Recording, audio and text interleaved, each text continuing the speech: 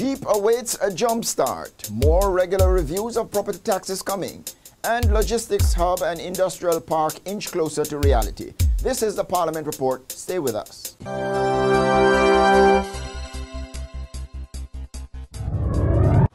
A stalled Jamaica Emergency Employment Programme JEEP is expected to get a jump start as soon as Jamaican authorities receive a pivotal letter from the China Exim Bank. Chief Executive Officer of the National Works Agency, E.G. Hunter, says Jamaica had satisfied its conditionalities to draw down funds from the Chinese lenders. He told Parliament's Public Administration and Appropriations Committee on February 27 that the contractor, China Harbour Engineering Company Limited, is in a position to execute works as soon as Beijing gives Kingston the green light. Hunter says the NWA is awaiting a letter of effectiveness from China Exim Bank. During the committee meeting, Financial Secretary Devon Rowe committed to peruse the contract with the China Exim Bank in order to determine how soon after Jamaica has satisfied its end of the bargain the lenders would be required to release the funds. He said that from his experience, contracts normally stipulate a period of 60 to 120 days for lenders to release funds. However, Rowe later revealed that no time frame had been stipulated regarding the release of funds for the major infrastructure development project and that the lender would determine when funds would be handed over. Some US $50 million or Jamaica $5 billion has been earmarked to revive JEEP. The government has announced plans to have more regular reviews of property valuations, which could trigger increases in property taxes. In the last year, property tax compliance has increased by about 30%. On February 26, Parliament's Committee on Taxation signed off on proposals for interim adjustments in property values to take place at the halfway stage of regular 5-year valuations. However, committee member Audley Shaw protested, saying the interim adjustments to property value would give the tax authorities discretionary powers to impose property tax increases overnight. The tax blueprint, which outlines how the government intends to proceed with tax reform, indicates that there are to be amendments to the Land Evaluation Act.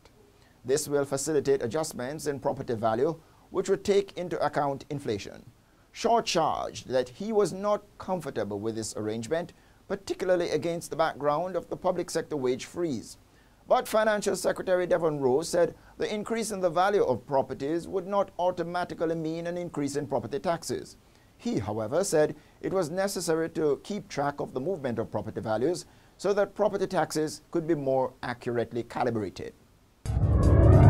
And finally, in the Parliament Report, the Port Authority of Jamaica and the China Harbour Engineering Company Limited, CHEC, have arrived at an initial framework agreement on the development of a logistics hub and major industrial park in Jamaica. The authority has been charged with responsibility for the development and implementation of this project. Transport Works and Housing Minister Dr. Omar Davies outlined some critical steps that will ultimately lead to the signing of a binding agreement with a Chinese company. In a statement to the House of Representatives on February 25, Dr. Davies provided details on the elements of the multi-million US dollar investment. The major development is expected to create 2,000 jobs during its construction phase and 10,000 jobs at the end of the project. Dr. Davies made it clear that CHEC was not begging Jamaica to develop its facility here. He said other countries in the region were knocking at the door of the Chinese company, seeking to woo them to invest there. The development will begin with an industrial park, which will facilitate the storage, assembling, and packaging of goods in light industries, heavy industry manufacturing, information technology, and skills training.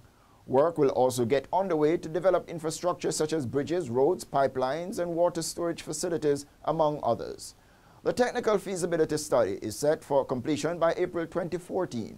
Following this, the preliminary designs for the first phase of the project will begin and are expected to be completed by the end of June 2014. At the end of this exercise, CHEC will make a presentation to the National Environment and Planning Agency to seek the terms of reference for an environmental impact assessment of the project.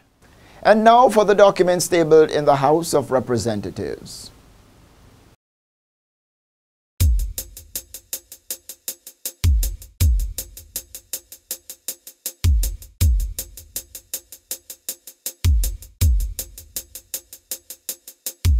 That's it for the Parliament Report. Thanks for watching. Until next time, I'm Edmund Campbell. Walk good.